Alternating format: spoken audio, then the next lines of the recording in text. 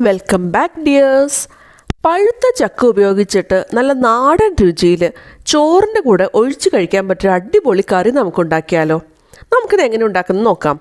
ഞാനിവിടെ ഒരു 3 കപ്പ് പഴുത്ത ചക്ക എടുത്തിട്ടുണ്ട്. ചെറിയ കഷ്ണങ്ങളാക്കി നുറുക്കിയത് ഒരു പാനിലേക്ക് നമുക്ക് ചേർത്ത് കൊടുക്കാം. ഇതിലേക്ക് നമുക്ക് ആവശ്യത്തിനുള്ള ഉപ്പും 1/4 ടീസ്പൂൺ മഞ്ഞൾപ്പൊടി, 1 ടീസ്പൂൺ ഇഞ്ചി നീളത്തിലരിഞ്ഞത്, 2 പച്ചമുളക് കീറിയത്, കുറച്ച് കറിവേപ്പില, ഇത്രയും ഞാനിപ്പോൾ ചേർത്ത് കൊടുത്തിട്ടുണ്ട്. അതിൻ്റെ കൂടെ തന്നെ ഒരു 1/2 കപ്പ് വെള്ളം കൂടി ചേർത്ത് കൊടുക്കുന്നുണ്ട്. ഈ ചക്കയിൽ നിന്ന് ഓൾറെഡി വെള്ളം ഇറങ്ങി വരും, എന്നാലും കുറച്ചുകൂടി വെള്ളം ഞാൻ ചേർത്ത് കൊടുക്കുന്നുണ്ട്. ഇതെല്ലാം കൂടി നമുക്കൊന്ന് മിക്സ് ചെയ്യാം. എന്നിട്ട് ഹൈ ഫ്ലെയിമിൽ വെച്ചിട്ട് നമുക്കൊന്ന് വേവിച്ചെടുക്കണം. ഇടയ്ക്കൊന്ന് ഇളക്കി കൊടുക്കാനായിട്ട് മറക്കരുത് കേട്ടോ, അല്ലാന്നുണ്ടെങ്കിൽ അടിയിലൊക്കെ പിടിക്കാനായിട്ട് ചാൻസ് ഉണ്ട്. ഇപ്പോൾ നമ്മുടെ ചക്കയൊക്കെ നന്നായിട്ട് വെന്ത് വന്നിട്ടുണ്ട്. ഇനി നമുക്കതിലേക്ക് ഒരു ചെറുനാരങ്ങ വലുപ്പത്തിലുള്ള വാളംപുളി കുറച്ച് സമയം വെള്ളത്തിൽ കുതിർത്ത് വെച്ചതിന് ശേഷം പിഴിഞ്ഞെടുത്തിട്ട് അതിൻ്റെ വെള്ളം കൂടി ചേർത്ത് കൊടുക്കാം. നിങ്ങൾക്ക് എത്രത്തോളം ഗ്രേവി വേണോ അതനുസരിച്ചിട്ട് നിങ്ങൾക്ക് വെള്ളം എടുക്കാവുന്നതാണ് കേട്ടോ. ഞാനിപ്പോൾ ഏകദേശം ഒരു 2 കപ്പോളം ഈ പുളിയുടെ ചാറ് ചേർത്ത് കൊടുക്കുന്നുണ്ട്. ഇനി നമുക്കൊന്ന് മിക്സ് ചെയ്തിട്ട് നന്നായിട്ട് തിളച്ച് വരുന്നവരെ വെയിറ്റ് ചെയ്യാം. ഇപ്പോൾ പുളിയൊക്കെ പിഴിഞ്ഞൊഴിച്ചതിന് ശേഷം ഈ ചക്കയൊക്കെ നന്നായിട്ട് തിളച്ച് വരുന്നുണ്ട്. ഇനി നമുക്ക് ഫ്ലെയിം ഓഫ് ചെയ്യാം. ഇനി ഒരു പാനിലേക്ക് നമുക്ക് 1.5 ടേബിൾ സ്പൂൺ വെളിച്ചെണ്ണ ചേർത്ത് കൊടുക്കാം. അതൊന്ന് ചൂടായിട്ട് വന്നു കഴിഞ്ഞാൽ അതിലേക്ക് 1/4 ടീസ്പൂൺ ഉലുവ, 1/2 ടീസ്പൂൺ ജീരകം ഇത്രയും ചേർത്ത് കൊടുക്കുന്നുണ്ട്. ഇത് നമുക്കൊന്ന് മിക്സ് ചെയ്തെടുക്കാം. ഇതൊന്ന് പൊട്ടി വന്നു കഴിയുമ്പോൾ നമുക്കതിലേക്ക് ഒരു 1/4 കപ്പ് ചുവന്നുള്ളി അരിഞ്ഞത് ചേർത്ത് കൊടുക്കാം. ഇനി നമുക്ക് മീഡിയം ഫ്ലെയിമിൽ വെച്ചിട്ട് ഇതെല്ലാം കൂടി നന്നായിട്ടൊന്ന് വഴറ്റിയെടുക്കുകയാണ് വേണ്ടത്. ഈ ചുവന്നുള്ളിയൊക്കെ ഒരു ലൈറ്റ് ഗോൾഡൻ ബ്രൗൺ കളറായിട്ട് വന്നു കഴിഞ്ഞാൽ അതിലേക്ക് നമുക്ക് 3 ടീസ്പൂൺ മല്ലിപ്പൊടി ചേർത്ത് കൊടുക്കാം. എന്നിട്ട് ചെറുതീയിൽ വെച്ചിട്ട് നന്നായിട്ടൊന്ന് വഴറ്റിയെടുക്കണം. കൂടുതൽ മല്ലിപ്പൊടി ചേർക്കുകയാണെന്നുണ്ടെങ്കിൽ കറിക്ക് കൂടുതൽ കൊഴുപ്പുണ്ടാവും കേട്ടോ.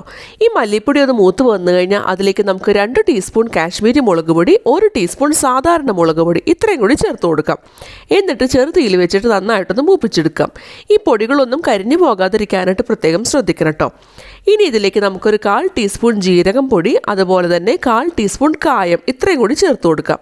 എന്നിട്ട് നന്നായിട്ടൊന്ന് മിക്സ് ചെയ്തെടുക്കുകയാണ് വേണ്ടത്.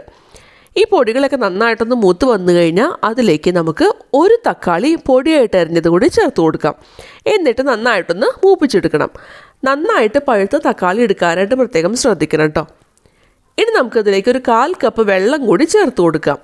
ഈ വെള്ളം ചേർത്ത് കൊടുക്കുകയാണെന്നുണ്ടെങ്കിൽ പെട്ടെന്ന് തന്നെ പൊടികളൊക്കെ ഒരുപാട് മൂത്ത് പോകാതെ നമുക്ക് തടയാനായിട്ട് പറ്റും. ഇനി നമുക്ക് തക്കാളിയൊക്കെ നന്നായിട്ട് വെന്ത് ഉടയുന്നത് വരെ ഒന്ന് വേവിച്ചെടുക്കണം. അപ്പോൾ നമുക്കൊന്ന് മിക്സ് ചെയ്തതിന് ശേഷം ഒന്ന് മൂടി വെച്ചിട്ട് വേവിച്ചെടുക്കാം. തക്കാളിയൊക്കെ വെന്ത് ഉടഞ്ഞ് വന്നു കഴിഞ്ഞാൽ അതിലേക്ക് നമ്മൾ വേവിച്ച് വെച്ചിട്ടുള്ള ചക്ക ചേർത്ത് കൊടുക്കാം. അതിൽ നമ്മൾ എത്രത്തോളം പുളി പിഴിഞ്ഞ ചാറ് കൂടി ചേർത്തിട്ടുണ്ടോ അതെല്ലാം നമുക്ക് ചേർത്ത് കൊടുക്കണം കേട്ടോ. ഇനി നമുക്കൊന്ന് മിക്സ് ചെയ്തെടുക്കാം. എന്നിട്ട് നന്നായിട്ട് തിളച്ച് വരുന്നവരൊന്ന് വെയിറ്റ് ചെയ്യാം. ഇതൊന്ന് തിളച്ച് വന്നു കഴിഞ്ഞാൽ അതിലേക്ക് നമുക്ക് ഒരു ചെറിയ കഷ്ണം ശർക്കര കൂടി ചേർത്ത് കൊടുക്കാം. ഈ ശർക്കര കൂടി ചേർത്ത് കഴിയുമ്പോൾ നല്ലൊരു ടേസ്റ്റ് ആയിരിക്കും കറിക്ക് ഉണ്ടാവുക കേട്ടോ. ഇനി ഒന്ന് മിക്സ് ചെയ്ത് കൊടുക്കാം. എന്നിട്ട് 1 മിനിറ്റ് നമുക്കൊന്ന് മൂടി വയ്ക്കാം. അതിനുശേഷം നമുക്ക് ഫ്ലെയിം ഓഫ് ചെയ്യാം കേട്ടോ. ഇനി നമുക്കിതിലേക്ക് ഒന്ന് താളിച്ചിടണം. അതിന് വേണ്ടിയിട്ടൊരു പാനിലേക്ക് നമുക്ക് 1.5 ടീസ്പൂൺ വെളിച്ചെണ്ണ ചേർത്ത് കൊടുക്കാം. ഈ വെളിച്ചെണ്ണ ഒന്ന് ചൂടായിട്ട് വന്നു കഴിഞ്ഞാൽ അതിലേക്ക് 1 ടീസ്പൂൺ കടുക് ചേർത്തൊന്ന് പൊട്ടിച്ചെടുക്കാം. ഇനി അതിലേക്ക് 2 ഉണക്കമുളകും ആവശ്യത്തിനുള്ള കറിവേപ്പില കൂടി ചേർത്തിട്ട് ഒന്ന് വഴറ്റിയെടുക്കാം. ഇനി നമ്മൾ താളിച്ചത് നേരത്തെ നമ്മൾ തയ്യാറാക്കി വെച്ചിട്ടുള്ള കറിയിലേക്ക് നമുക്ക് ചേർത്ത് കൊടുക്കാവുന്നതാണ് കേട്ടോ. എന്നിട്ട് ഒന്ന് മിക്സ് ചെയ്തെടുക്കാം. നല്ല അടിപൊളി ടേസ്റ്റിലുള്ള നാടൻ രുചിയിലുള്ള ചക്ക പുളിങ്കറി ഇവിടെ റെഡി ആയിട്ടുണ്ട്. അപ്പോൾ ഇതുവരെ പഴുത്ത ചക്ക ഉപയോഗിച്ചിട്ട് പുളിങ്കറി തയ്യാറാക്കാത്തവർ എന്തായാലും ട്രൈ ചെയ്ത് നോക്കണം കേട്ടോ. എല്ലാവർക്കും ഇഷ്ടമാവും. നല്ല ടേസ്റ്റാണ്. നല്ല ചൂട് ചോറിനോട് കഴിക്കാൻ പറ്റിയൊരു അടിപൊളി ഡിഷാണ്.